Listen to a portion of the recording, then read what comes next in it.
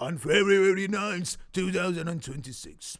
The world expected answers. Instead, we got 8:46 minutes standoff. Ghislaine Maxwell appeared virtually before the House Oversight Committee. But she didn't come to talk, she came to negotiate. While the headlines are screaming about her pleading the fifths, the real story is the ultimatum. Her lawyer, David Oscar Markus, just handed to the White House. He claims Maxwell is the only person who can prove that both President Trump and former President Bill Clinton are innocent of any wrongdoing. But there is a price: clemency. Today, we are looking past the silence to ask the questions the committee forgot to. Welcome to the value of questions. Let's look at the facts. During the Ghislaine Maxwell Fifth Amendment Deposition 2026, Maxwell sat in her Texas person jumpsuit and repeatedly invoked her right to silence. Why? Her legal team points to a pending habeas petition and substantial new evidence that her 2021 trial was unfair.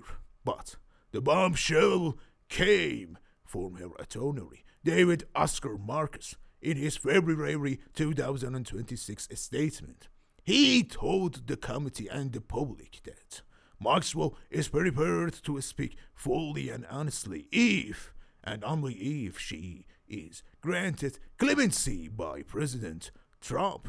The mainstream media is focused on the theatrics of the Fifth Amendment, but at the value of questions, we know the real power is in what they didn't ask. Why did Ghislaine Maxwell plead the fifth to House Oversight when she was willing to talk to the DOJ just 6 months ago? In July 2025, she spent 2 days talking to Deputy Attorney General Todd Blanche. She didn't plead the fifth then, so why now? The answer lies in the Maxwell Clemency Deal. Trump is currently being pursued to consider by staying silent now. She keeps her information as her only remaining asset. If she talks to Congress for free, she loses her leverage for a pardon.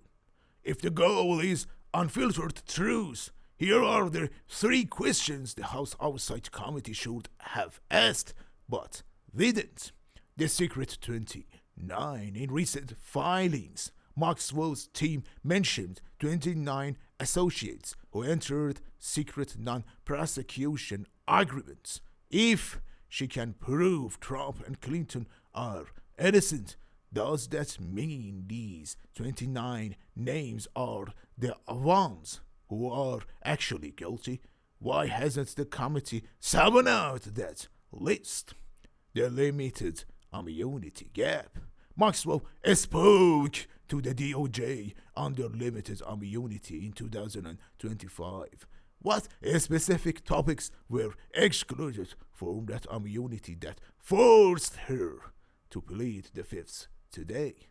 The evidence in the habeas petition. Markus mentioned substantial new evidence from her trial. If this evidence is enough to overturn her conviction, why wait for clemency to reveal it? The Ghislaine Maxwell Fifth Amendment transcript 2026 tells us one thing. The truth is currently being used as a bargaining chip, but as more of the 3 million pages of the Epstein files are unsealed this month, the window for that bargain might be closing. What do you think? Should the truth be bought with clemency, or is justice only served if she speaks from behind bars? This is the value of questions. Thanks for watching.